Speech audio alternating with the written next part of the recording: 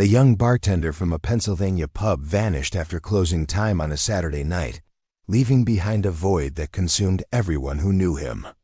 6 years later, inside a room at a nearby motel, exterminators uncovered a sinister secret. Hidden beneath the carpet, a discovery that would connect to the missing bartender in the most unexpected way and reveal a nightmare far more twisted than anyone could have imagined. The Pennsylvania countryside blurred past Caleb Bruner's windshield as he navigated the winding roads toward Lancaster. His 2003 Honda Accord had been running for over an hour since he'd left his solitary home outside the county, the engine humming steadily beneath the hood. The November afternoon was crisp and clear, typical for the autumn season of 2005. His phone buzzed insistently on the passenger seat, the caller ID displaying Detective Marissa Keene's number, a sequence of digits he'd memorized over the past 6 years. He flipped it open with one hand, keeping his eyes on the road. "Detective Keene," he answered, trying to keep the anticipation out of his voice. "Caleb, where are you now?" Her voice was professional but carried an undertone of urgency. That made his pulse quicken. "Just entered Lancaster. I'm about 15 minutes from the station." He slowed as he passed the welcome sign, its painted letters cheerfully declaring Lancaster, heart of Pennsylvania Dutch country. Change of plans. "Can you meet me at the Lancaster Pines Motel instead? It's not far from the station, maybe 10 minutes. Take Route 30 east, then turn north on Centerville Road. You'll see it on your right. Can't miss the neon sign, the motel." Caleb's grip tightened on the steering wheel. "What's this about, Detective? I'll explain when you get here. I'll be waiting at the entrance." The line went dead. Caleb closed the phone and set it back on the seat, his mind racing. It had been 4 years since he'd last seen Detective Keene in person, though they'd spoken periodically by phone about Ethan's case. His younger brother had vanished 6 years ago, seemingly into thin air, leaving behind only questions and a grief that had hollowed out their family. Following the detective's directions, he found the Lancaster Pines Motel easily enough. It was a typical roadside establishment, 2 stories of faded blue doors facing the cracked parking lot. The neon sign flickered intermittently, the P and pines struggling to stay lit. Several police cruisers were parked haphazardly near one of the ground floor units, their presence drawing a crowd of curious onlookers. Caleb parked his Honda away from the commotion and stepped out, scanning for the detective. He spotted her immediately. Marissa Keene hadn't changed much in 4 years. Her auburn hair was pulled back in the same practical ponytail, her navy blazer as crisp as ever. She was speaking with a uniformed officer, but looked up as he approached. "Caleb," she said, extending her hand. "Thanks for coming so quickly." He shook it, noting the firm grip. "What's going on here?" "Follow me." She led him through the gathering crowd. Motel guests in various states of dress clustered in the corridor, craning their necks to see into the open door of room 6. Staff members in burgundy uniforms whispered among themselves. Detective Keene's presence parted them like a ship through water. Inside the unit, the scene was controlled chaos. Crime scene technicians photographed every surface while uniformed officers maintained a perimeter. The room itself was standard motel fare, a dated floral bedspread, particle board furniture, and the lingering scent of industrial cleaner, failing to mask years of transient occupation. "Hernandez," Detective Keene called to a woman in a maid's uniform standing near the door with a nervous-looking man wearing a manager's name tag. "This is Caleb Bruner. Can you explain what you found?" The maid, whose name tag read Maria, wrung her hands as she spoke. "I was deep cleaning the room. We do it every few months when we have vacancies. I noticed moths coming from under the carpet near the window. Lots of them. So Mr. Davidson here, he called the exterminator company. The manager, Davidson, picked up the story. When the exterminators started to roll back the carpet to check for an infestation, they found He gestured toward the corner of the room where several technicians were working. Caleb moved closer and felt his stomach drop. On the exposed wooden flooring, someone had drawn an elaborate symbol in what appeared to be black paint or marker. Pentagram enclosed in a circle with smaller symbols at each point. Dark stains, unmistakably old blood, spotted other areas of the floor, though not directly near the symbol. What does this have to do with Ethan? Caleb asked, his voice tight. My brother was a devout Christian. He would never. Detective Keene held up an evidence bag. We ran a preliminary DNA test on the blood. The field test matched it to your brother's profile from our database. We had his DNA on file from personal items, his toothbrush and comb that you provided 6 years ago. Caleb stared at the bag, trying to process the information. The blood is 6 years old, and you're certain the test is accurate. Field tests aren't 100%, but they're reliable enough for us to proceed. She held up another evidence bag, this one containing a black cord with a pendant. We also found this. Through the plastic, Caleb could see a simple Christian cross, the kind sold in religious bookstores throughout Pennsylvania. It was tarnished with age, but still recognizable. Detective Keene turned the bag so he could see the back of the cross, etched into the metal in small, precise letters. Ethan Matthew Bruner, June 15, 1999. That's his full name, Caleb said slowly. But the date, that's not his birthday, not his baptism date either. I don't know what that date means. The necklace matches the description in our files. You confirmed 6 years ago that he often wore a cross pendant. Yes, but I never really looked at the back, never saw this date. Caleb handed the evidence bag back, his hands unsteady. Is there anything else? Any other sign of him? Not yet. We're still processing the scene. Detective Keene studied him carefully. Caleb, what do you make of that symbol? He looked again at the pentagram on the floor. It's obviously a cult. Satanic, probably. Are there groups like that around here? The detective exchanged glances with another officer. Pennsylvania is deeply religious. Lancaster especially. We've had reports of some occult activity among college students. Mostly harmless stuff. Kids playing at being rebellious. There are a few groups, but nothing we've been able to act on. No criminal activity we could prove.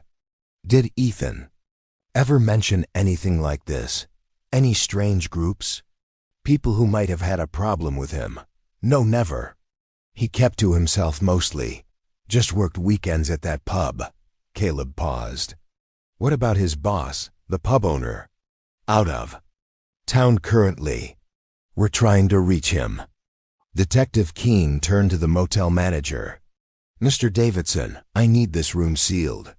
No one goes in or out without police authorization, and I strongly recommend you install security cameras. The lack of surveillance footage is going to make this investigation much harder. Davidson nodded vigorously. Of course, Detective, whatever you need. She turned back to Caleb. I need to coordinate with my team, re-interview all the staff who were working 6 years ago. We'll need to track down anyone who's left employment here since then. She paused, her expression softening slightly. Why don't you get some rest? We'll handle the investigation from here. I think I'll stay in town for a few days, Caleb said. See if I can help somehow. She handed him some paperwork. I'll need you to sign these, confirming the identification of the personal effects. And Caleb, I'm sorry we're meeting again under these circumstances. He signed where indicated and returned the forms. As he left the room, he passed the manager calling his staff together for police questioning. At the front desk, Caleb booked a room for the night, his mind still reeling from what he'd seen. The desk clerk processed his credit card efficiently, then hurried off to join the other staff. Alone in the lobby, Caleb noticed a rack of tourist brochures. One caught his eye, Lancaster Nightlife. Among the listings was the Crossroads Pub, noting it opened at noon daily. He checked his watch. 2:30 p.m. The pub where Ethan had worked, where he'd spent his last weekend before disappearing. Caleb pocketed the brochure and headed for his car. The Crossroads Pub sat on a corner lot, its weathered brick facade and neon beer signs marking it as a local institution. He pushed through the heavy wooden door, letting his eyes adjust to the dimness inside. The interior was exactly what he'd expected: dark wood paneling, a long bar with brass fixtures, and the mingled scents of old beer and lemon cleaner. A lone bartender stood behind the bar, polishing glasses with mechanical precision. He was a thin man in his 40s with graying hair pulled back in a ponytail. He looked up as Caleb approached, setting down his towel. "What'll it be?" the bartender asked. "Jack and Coke," Caleb said, settling onto a bar stool. As the bartender mixed his drink, Caleb studied the man's movements: efficient, practiced, the hallmark of someone who'd been doing this for years. When the glass was set before him, Caleb took a sip before speaking. "Is the owner around today?" The bartender shook his head. "Nah, Mr. Cordell's been out of town for about a week. Business trip or something. Should be back soon, though." He picked up another glass to polish. "Something I can help you with, maybe?" Caleb rotated his glass on the bar. "You hear about what's going on at the Lancaster Pines Motel? Police investigation." The bartender's hands stilled for just a moment before resuming their work. "Heard something about it. Cops found something in one of the rooms. Did you know Ethan Bruner? He used to work here." Now the bartender set down the glass entirely, his expression guarded. "Yeah, I knew Ethan. Worked some shifts with him back in the day. Good guy, reliable." His eyes narrowed slightly. "Why you asking?" "I'm his brother, Caleb." The bartender's demeanor shifted immediately, a wall coming up behind his eyes. He picked up his towel again, his movements suddenly jerky. "Look, I already told the cops everything I knew 6 years ago. If they need to talk to me again, they know where to find me. They'll probably be here tomorrow anyway." "I'm not trying to cause trouble," Caleb said, confused by the reaction. "Ethan always spoke well of the people here. Said you were all like family." "We were, until he disappeared." The bartender's voice was flat. "Changed everything." Caleb leaned forward. "Can you help me understand this town better? The community? I've heard there might be some unusual groups around. Cults, maybe even satanic ones." The bartender's laugh was humorless. "Man, this is a college town. We get all types in here. Goths, punks, philosophy majors who think they're edgy. Nothing wrong with any of them, far as I can see." He moved down the bar, creating distance. "They drink, they pay, they don't cause trouble. That's all I care about. But have you noticed any actual organized groups? Anyone who might have had a problem with Ethan? I serve drinks. I don't get involved in people's business." The door chimed as new customers entered. 2 college students, a young man and woman, both dressed in black jeans and band t-shirts. They approached the bar, pulling out their IDs before the bartender could ask. He checked them carefully, then poured 2 draft beers. Caleb finished his Jack and Coke, pulling out his wallet. He laid a 20 on the bar, enough to cover the drink, and a decent tip. As he stood to leave, the bartender suddenly spoke. "Look, I didn't mean to be rude. Just trying to be careful about what I say. The owner, Mr. Cordell, he knew your brother better than any of us. When he gets back, he might be able to tell you more." The bartender glanced at Caleb, then away. "But if you really want to know about Ethan, you might try his church. He went every Sunday morning, regular as clockwork." "Which church?" "Don't know exactly which one he attended, but there's a big Protestant church over on King Street, Lancaster Community Presbyterian. Most locals go there." He paused. "Your brother was serious about his faith, real serious." "Thank you," Caleb said sincerely. He glanced at the college students, who were deep in conversation over their beers. Both wore unusual rings on their right-hand silver bands. with what looked like some kind of design he couldn't quite make out from this distance. Probably some band logo or fashion trend he was too old to understand. He left an extra 5 on the bar and headed for the door. The afternoon sunlight harsh after the pub's darkness. Caleb climbed back into his Honda and pulled out his Garmin GPS unit, typing in Lancaster Community Presbyterian with the stylus. The device calculated for a moment before displaying the route only a 10-minute drive through the historic district.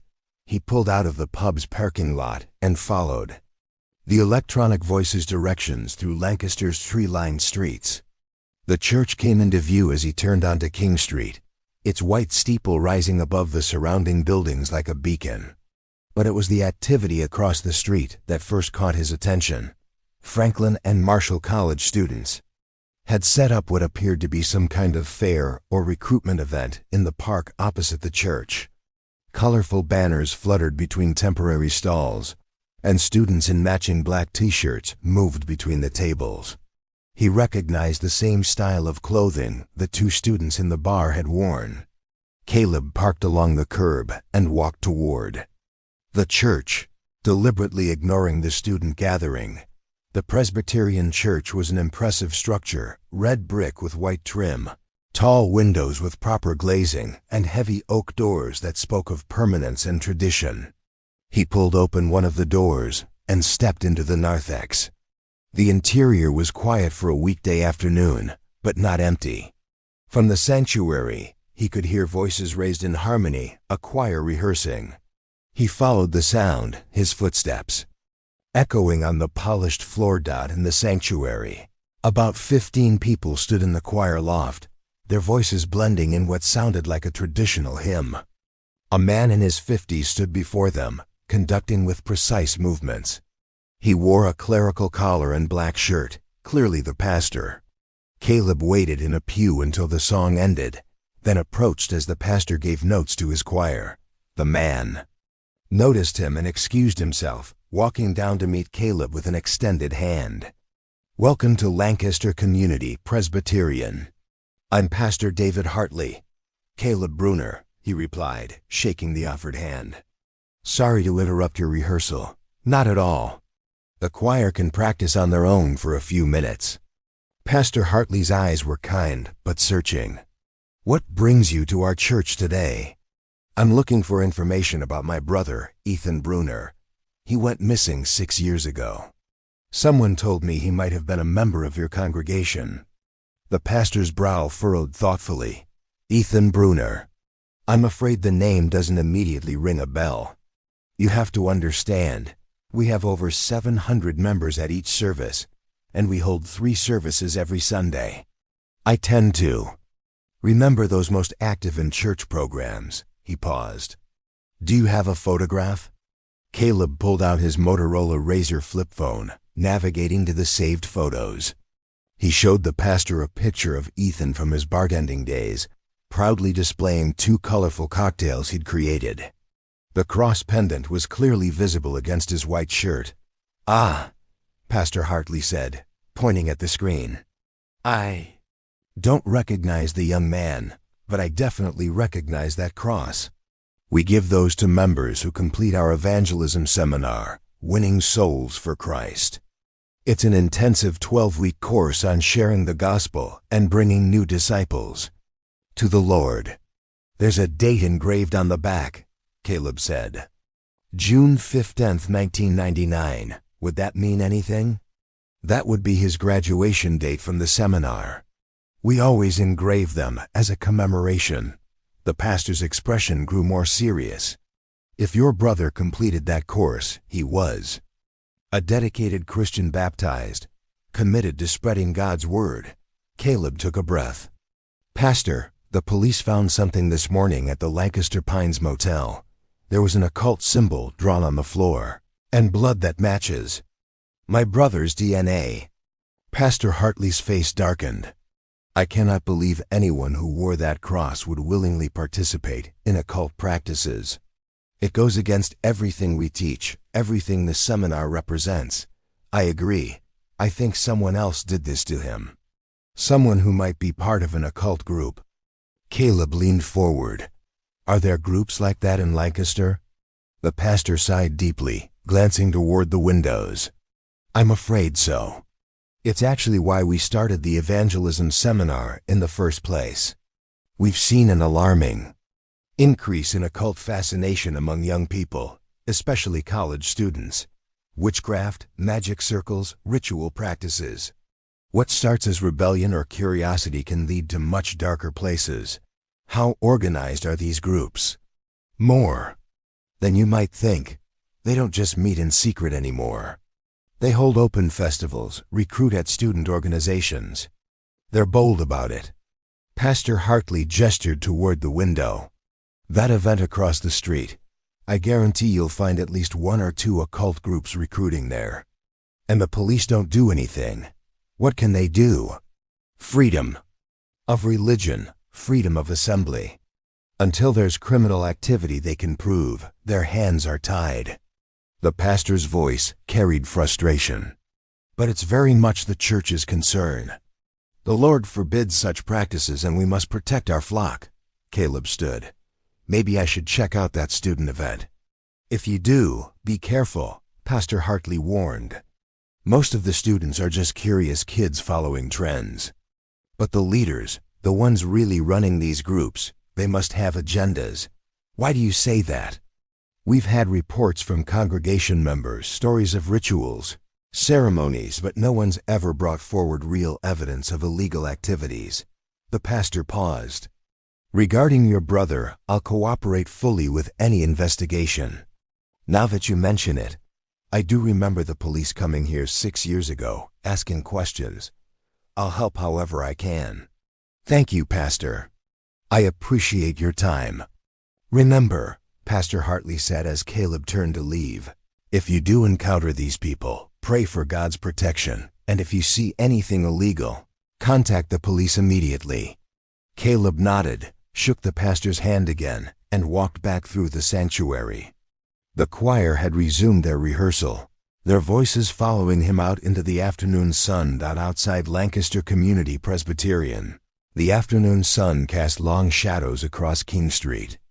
The student event in the park was clearly winding down. Several stalls had already been dismantled, and students were loading folding tables into vans. It made sense. They'd probably been there since morning, and it was now pushing 3:30 p.m. Caleb stood on the church steps, debating his approach. He was 32, clearly not college-aged, and would stand out among the students. As he weighed his options, a group of 5 students emerged from behind one of the remaining stalls. They were impossible to miss. Heavy black makeup rimmed their eyes, their hair styled in deliberately messy spikes and colors that didn't occur in nature. They moved as a pack, laughing at some private joke. One of them, a young man with green-streaked hair, pointed directly at Caleb standing on the church steps. The whole group turned to look, and their laughter grew louder. They began making exaggerated signs of the cross, mockingly genuflecting in his direction. "Bless you, church boy," one of the girls called out, her voice dripping with sarcasm. Caleb noticed they all wore identical rings on their right hands, the same style he'd glimpsed at the bar. Now he could see them more clearly, silver bands with what appeared to be a ram's head design. He chose to ignore their taunts, watching as they climbed into a beat-up Ford Taurus and peeled out of their parking spot. Behind them, another group of similarly dressed students was struggling with the remnants of their stall. They carried rolled banners, a folding table, and boxes of what looked like flyers or promotional materials. One student, a girl with jet black hair and purple streaks, was trying to manage a particularly unwieldy banner that must have been 10 feet long. She stepped backward into the street, the banner blocking her view of oncoming traffic. Caleb saw the Chevy Silverado before she did. It was coming fast, the driver probably not expecting anyone to step into the road mid-block. Without thinking, Caleb sprinted forward, grabbing the girl around the waist and pulling her backward. They both tumbled onto the asphalt as the truck roared past, its horn blaring angrily. The banner flew from her hands, landing in a crumpled heap nearby. Jesus! The girl gasped, sprawled on the street. That was close. Are you hurt? Caleb asked, helping her to her feet. His palms were scraped from the fall, but nothing serious. No, I'm okay, thanks to you. She brushed off her black jeans, looking shaken. I didn't even see it coming. Her friends had noticed the commotion and came running. Lily, what happened? I'm fine, she assured them. This guy saved me. Caleb helped gather her scattered materials, the banner advertising something called Alternative Spirituality Society, a box of flyers with symbols he didn't recognize, and what looked like incense bundles. Let me help you get this to your car, he offered. Lily nodded gratefully, and they walked to a Honda Civic parked down the block. Her friends had gone back to loading their own vehicle. As they loaded items into her back seat and trunk, Caleb couldn't help but notice the trunk's other contents. A box filled with what looked like hand-rolled cigarettes, probably marijuana given the distinct herbal smell. Several cases of Keystone Light beer, and another sealed box he couldn't identify. Lily quickly closed the trunk. Thanks again. Really? I could have been killed. Her friends whistled from their car. Lily, come on. I gotta go, she said, hurrying to the driver's side. But seriously, thank you. She drove off, following her friend's vehicle. It wasn't until her Honda was stopped at the intersection a block away that Caleb noticed something glinting in the street where they had fallen. He waited for a break in traffic, then retrieved it. It was one of those silver rings, clearly Lily's, now bent and broken from being run over by multiple vehicles. The design was clearer, up close, definitely a goat's head surrounded by a pentagram. The band was cracked nearly in half. Caleb looked up to see Lily's car still waiting at the red light. Without really thinking about it, he jogged to his own car. She'd saved him from witnessing a tragedy. The least he could do was return her property. Maybe she needed it for something. He started his engine and pulled out, keeping her Honda in sight. As the light turned green, Caleb maintained a careful distance behind Lily's Honda Civic as it followed the other student's car through Lancaster's outskirts. The buildings grew sparser, replaced by farmland and patches of forest. After 20 minutes, they'd clearly left the town limits, and Caleb's unease grew. Where were these students heading? The road wound through Pennsylvania's rural landscape, past weathered barns and fallow fields preparing for winter. Traffic thinned until they were virtually alone on the 2-lane highway. After another 10 minutes, Lily's turn signal blinked, and she pulled onto the shoulder. The lead car stopped 100 yards ahead. Caleb pulled over behind her, his hands slightly trembling as he turned off the engine. Through his windshield, he watched Lily exit her car, her body language tense. He stepped out to meet her. Why? Are you following me? Her voice was sharp, frightened. What do you want? Caleb raised his hands peacefully. I'm sorry. I didn't mean to scare you. You dropped this back there. He pulled the broken ring from his pocket. I thought you might need it. Lily took the mangled silver band, examining the cracked goat's head design. Her expression softened slightly. Oh, it's destroyed. She looked up at him. It's useless now, but thanks for trying, I guess. She turned back toward her car, but Caleb called after her. Wait, where are you guys heading? This is pretty far from Lancaster. That's none of your business. Her guard was back up. We're just going on a road trip. College stuff. The other car's doors opened, and 3 students approached too. Guys and a girl, all wearing the same dark clothing and silver rings. One of the males, tall with a shaved head, stepped protectively near Lily. This guy bothering you, Lil? No, it's fine. He was just returning my ring. The one that got crushed when he saved me. The tall student looked Caleb up and down. Okay, well, you did your good deed. Now stop following us, or we'll call the cops. Got it?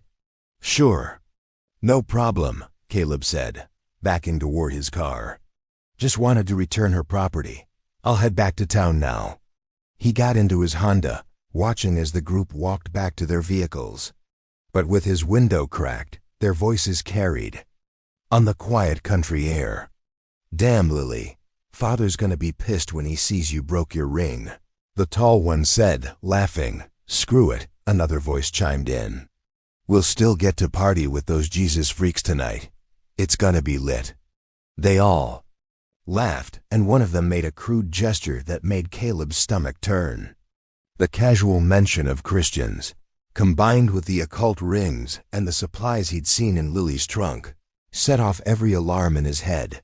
He started his engine and pulled a U-turn, driving back toward Lancaster for about a quarter mile.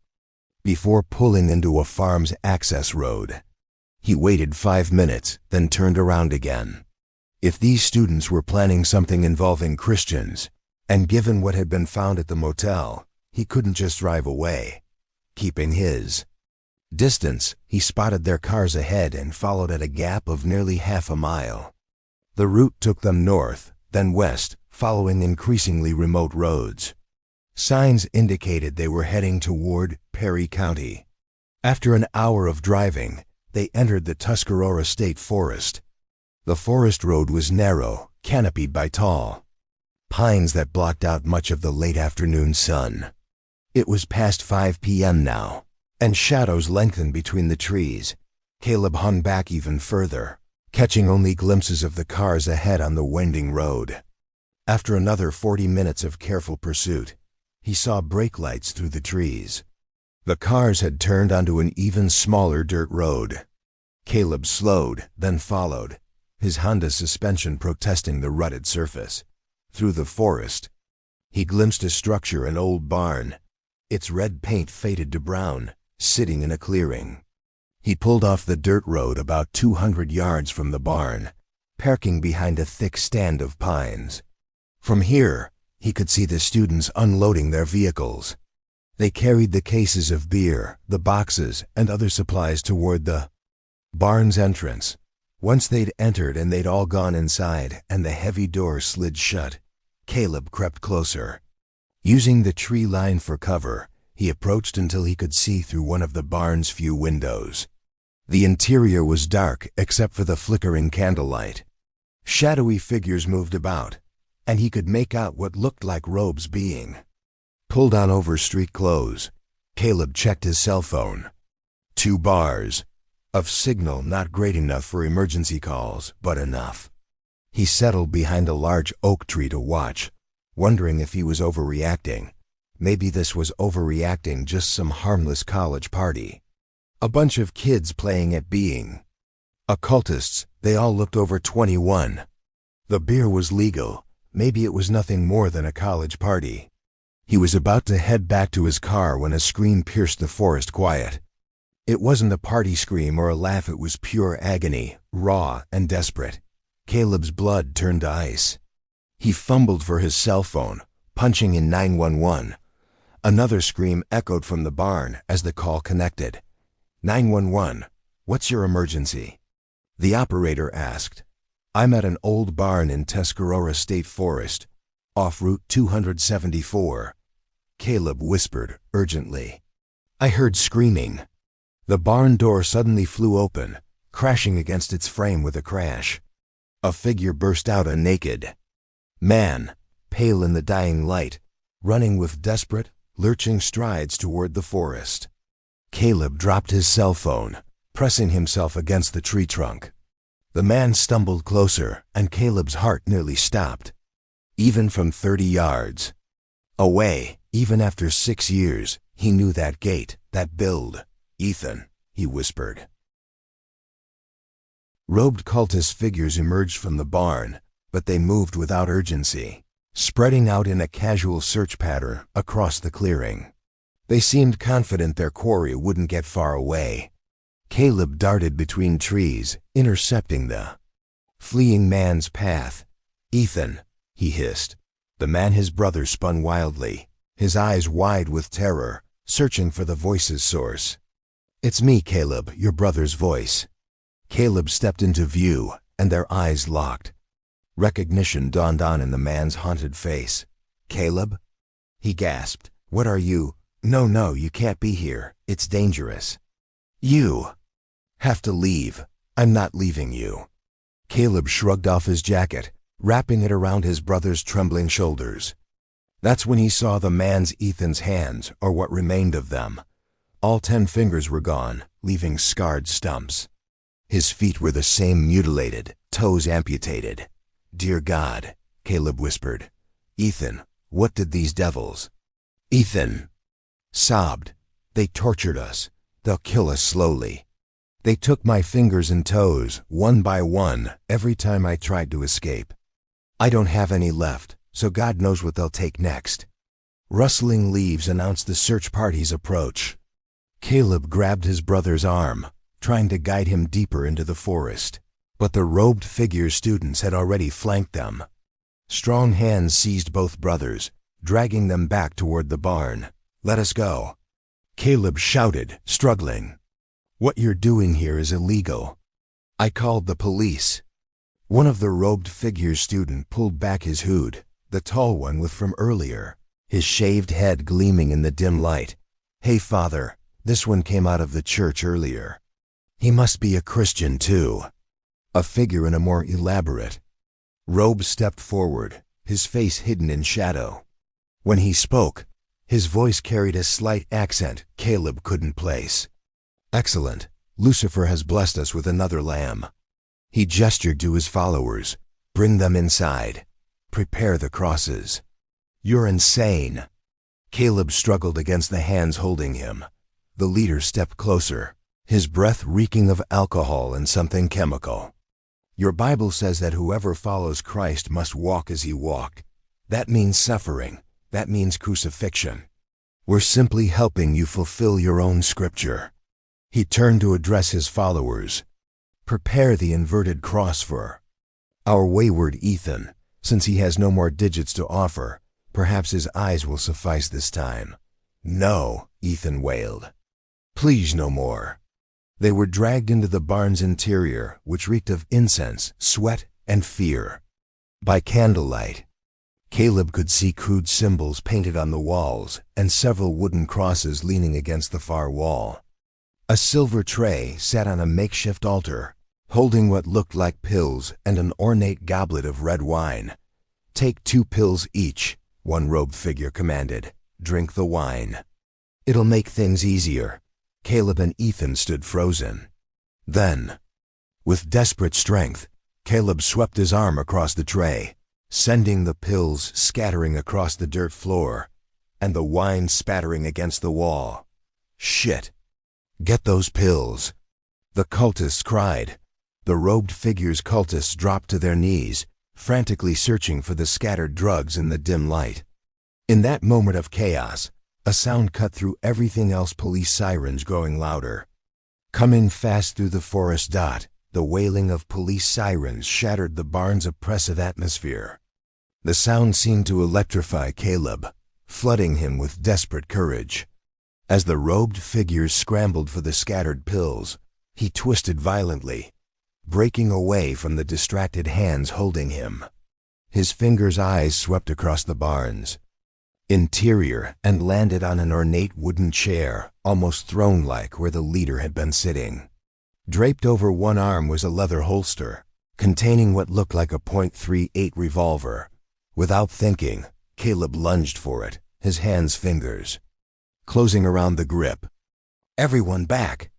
He shouted, swinging the weapon in a wide arc, his hands shaking but his voice firm. Get away from my brother! The cultist froze. One of them, still holding Ethan's arm, pressed a knife gleaming against his throat. Drop the gun, or we'll bleed him out right here. You kill him, I start shooting, Caleb said, surprised by his own steadiness. Starting with your father. The sirens were getting louder, multiple vehicles, by the sound of it. Now, the leader pushed back his hood, revealing a weathered face with cold, dark eyes and graying hair. He looked more like a businessman than a cult leader, except for the savage intelligence in his expression. You won't shoot, he said calmly. Christians don't. A sudden commotion erupted from the barn's shadowy corners. Figures burst from behind stacked hay bales and farm equipment, naked, scarred, but very much alive. The other Christian captives threw themselves at their captors with the desperate strength of people with nothing left to lose. The barn exploded into chaos. Robed figures grappled with their former captives' victims. The knife fell away from Ethan's throat as his captor was tackled to the ground. Someone knocked over a candelabra, sending shadows dancing wildly across on the walls. Caleb didn't waste the opportunity. He ran for the barn door, throwing it open and shouting, "In here! We need help in here!" State police cruisers were screeching to a halt in the clearing, their flashing lights painting the barn and trees in red and blue. Officers poured out, weapons drawn, moving with trained precision. "Drop the weapon!" One shouted at Caleb.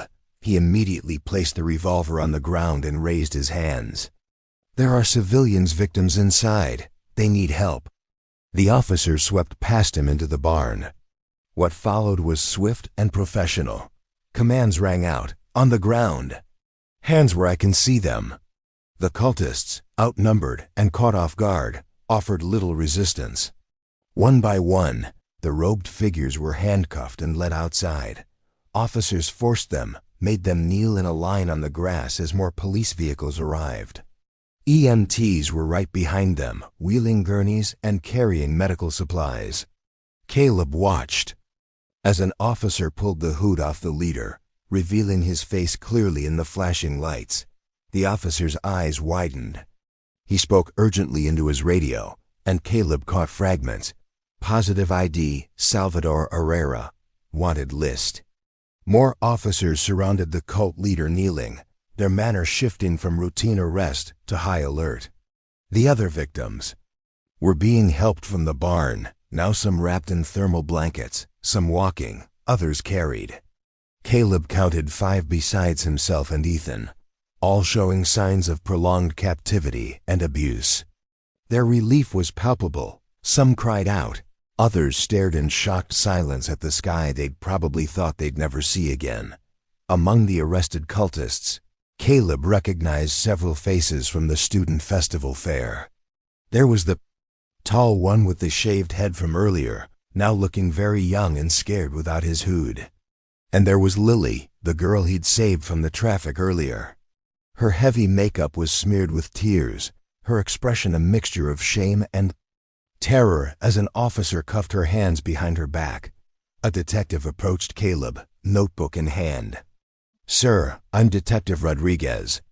Can you tell me how you came to be here?" Caleb nodded toward, pointed to Lily. "I helped her, that girl, earlier today when she almost got hit by a car. She dropped a ring occult symbol on it, and I tried to return it. That's what led me to follow them here." "We'll need a full statement," Rodriguez said. "These people are going to be questioned thoroughly at the station. We'll sort out who's a victim and who's a perpetrator." He paused, looking at the barn where crime scene technicians were now entering. "This is going to be a major investigation." From inside the barn, Caleb heard an officer shout, "We've got a hidden room here. Stairs going down. Jesus Christ, there's a whole underground setup." More emergency vehicles arrived, FBI, ATF, even what looked like whatever they'd stumbled onto was bigger than a simple cult. "Caleb." He turned to see Ethan on a gurney, an oxygen mask over his face. Caleb rushed to his brother's side, tears finally coming. They gripped each other's hands, or in Ethan's case, what remained of them. "I thought you were dead," Caleb whispered. 6 years, Ethan. We thought you were gone." Ethan pulled the mask aside slightly. "So much happened. Not now. Someday I'll tell you everything." But his voice broke. "It's okay," Caleb said. "You don't have to explain anything. You're alive. That's all that matters." An EMT gently replaced Ethan's oxygen mask. "Sir, we need to transport him now. He's severely dehydrated, malnourished, and the amputation shows signs of infection. He needs immediate hospital care." "Which hospital?" Caleb asked. "Lancaster General. Are you family?" "I'm his brother. You can follow us, but we need to go now. Caleb squeezed Ethan's hand once more, then jogged to his Honda. As he started the engine, he took one last look at the scene: police cars everywhere, cultists being loaded into vans, forensic teams setting up floodlights. In the strobing light, the old barn looked like something from a nightmare come to life. He pulled out behind the ambulance, following its flashing lights back through the darkening forest toward Lancaster and whatever came next. The Lancaster General Hospital emergency room was a controlled frenzy of activity. Medical staff rushed between curtained areas where all the rescued victims were being treated. Caleb found himself alone in the waiting room, suddenly exhausted as the adrenaline drained from his system. The institutional chairs and fluorescent lighting felt surreal after the nightmare and reality of the barn. He needed to tell someone who would understand the spiritual magnitude of what had happened. Walking to the nurse's desk, he asked the clerk, "Could I get the phone number for Lancaster Community Presbyterian Church? I need to contact someone, the pastor." The clerk consulted a laminated sheet of local religious contacts and wrote the number on a post-it note. Caleb used the courtesy phone in the corner, dialing with trembling fingers. "Lancaster Presbyterian," a voice answered. "How may I help you? This is Caleb Bruner. I spoke with Pastor Hartley this afternoon. Is he available to talk?" "2, it's urgent. 1 moment, please." The line clicked, and then the pastor's voice came on. "Caleb, what's happened?" "They found him. Ethan's alive. We're at Lancaster General." The words tumbled out as he explained. The rescue, the cult, everything that had unfolded. "Dear Lord," Pastor Hartley breathed. "I'm coming there right now. Tell Ethan we're praying for him." Caleb had barely hung up when he spotted Detective Keene entering the EO with another officer. She saw him and waved him over. "Caleb, we need to take your statement. There's a family conference room we can use."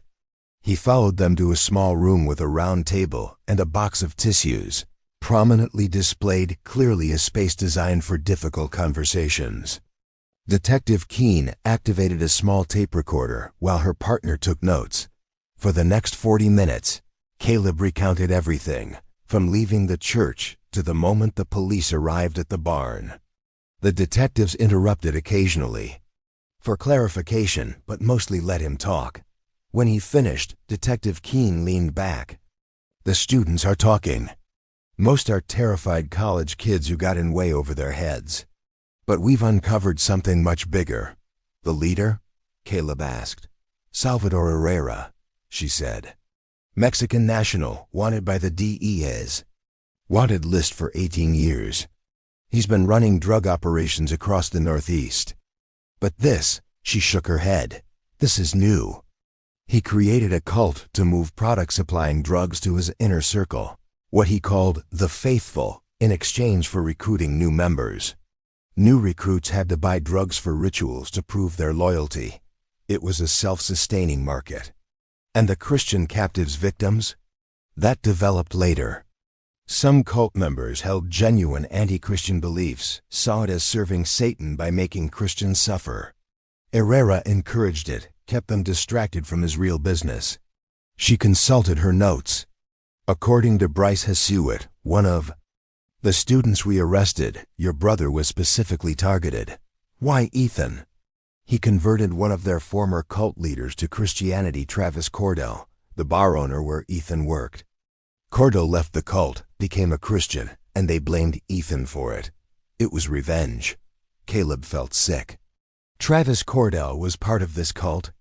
But if he's been free all this time, why didn't he say anything? He didn't stay free.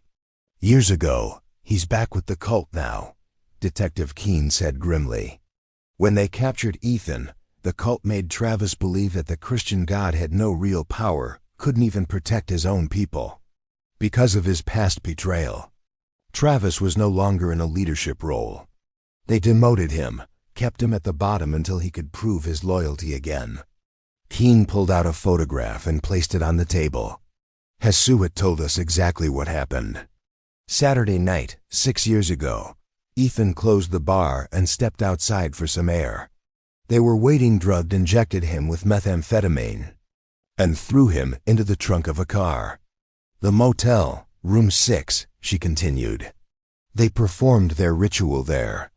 That's where the symbol in blood came from. The front desk clerk, Sadie Morrison, was part of the cult. She made sure no one investigated the room, then disappeared shortly after. After the motel, they took Ethan to the barn. She showed him another photograph, a cellar wall covered in scratched crosses and Bible verses. In one corner, in shaky letters, Ethan B. The Lord is my shepherd, I shall not want. Psalm 23, Caleb's vision blurred with tears. He wrote that when he still had fingers. The conditions were horrific, Keene said, her voice heavy with disgust. They kept the Christian captives alive to torture them, mocking their faith by saying they should suffer like their Savior, Jesus Christ. Twisted theology. Detective Keene's voice held disgust. Herrera is going to face several federal charges, drug trafficking charges, kidnapping, torture, and potentially murder if we find bodies in that cell of that underground chamber. The students will face varying charges based on their level of involvement in the crimes. A knock interrupted them. A doctor in scrubs peered in. Mr. Bruner, your brother's condition is stable now, and he's in room 214. You can see him now. Caleb thanked the detectives and hurried to the elevator, heading to the 3rd floor, following signs to room 314. Through the doorway, he saw Ethan propped up in the hospital bed, 4 lines running into his arms, looking small and fragile under the white hospital sheets. Ethan, Caleb whispered, stepping inside.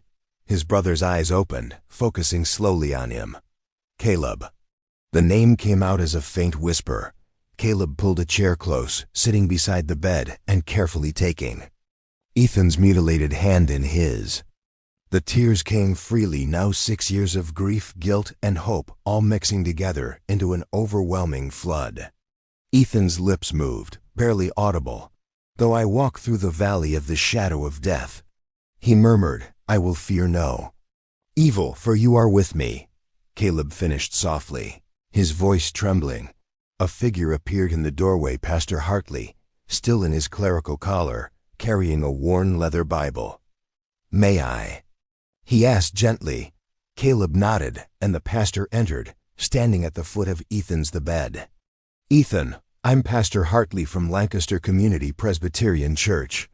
Your brother told me what happened. We've been praying for you. The whole congregation has been praying for you for 6 years. Ethan's eyes filled with tears. The pastor opened his Bible but didn't read from it. Instead, he prayed from the heart, his voice steady and warm, seeking for healing, for peace for the other victims, and even for the redemption of the souls of those who had done such evil. As the prayer ended, Caleb felt something shift in the room, not a dramatic miracle, but a quiet, tangible presence. His brother was alive, damaged, scarred, but alive. The valley of the shadow of death had not claimed him. Through faith, through hope, through a love that had endured 6 years of not knowing, they had found their way back to each other. And in that hospital room, with machines beeping softly, and the PA system calling doctors in the distance, Caleb understood that sometimes the greatest miracles testimonies are forged, come from the darkest places. Ethan squeezed his hand weakly, and Caleb squeezed back, neither brother needing words. They were together again, and everything else could wait. If this story moved you, if it reminded you of something we should never forget, please like this story, share it with someone who needs to hear it, and follow our journey for more stories that honor truth, dignity, and the power of standing tall even when the world looks away. Because when we remember together, we rise together. And that, at any age, is how change begins.